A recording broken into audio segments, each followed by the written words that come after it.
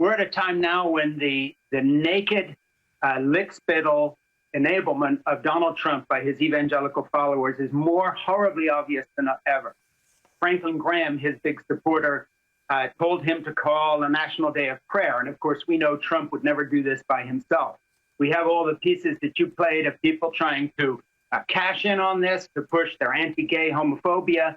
And we also see that the magical thinking for evangelicals that allows them, for instance, to deny climate change, to deny scientific evidence on gay people being born that way, to deny so many things that we know from any common sense point of view, let alone a scientific point of view, are true. They have been nurtured from birth to accept alternative facts. They are perfect dupes for someone who calls everything fake news that he doesn't agree with. You know, your campaign put out in a critique of President Trump and says if he doesn't do these things, you know, he could cost lives. Do you think there is blood on the president's hands, considering the slow response? Or is that too harsh of a criticism?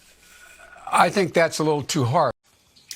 Of course, it's hardly news that Trump has always had designs on reigning as a monarch with unlimited power rather than serving as a mere president in a democracy. But with the country facing an unprecedented public health crisis, what lengths might he, backed by an attorney general whose writings and actions point to a fundamental belief in an all-powerful presidency, at least when the would-be king is a Republican, what lengths might Trump go to expand his power under the guise of national security? We have Republican governors. We have people who are in positions of power, and Donald Trump trying to push a business-as-usual agenda. And instead of evangelicals standing up and saying, wait a minute, we bought into your candidacy because you're supposed to be the quote-unquote pro-life president. We have now a pro-death president who would rather have his economic numbers go up chasing a 2020 re-election than save lives. And the evangelicals are going along with it and giving him cover. This whole Easter nonsense was just simply more currying favor with that base.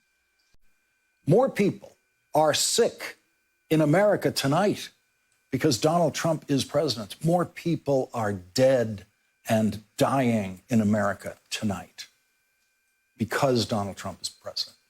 More people are losing more of their life savings and retirement accounts today because Donald Trump is president.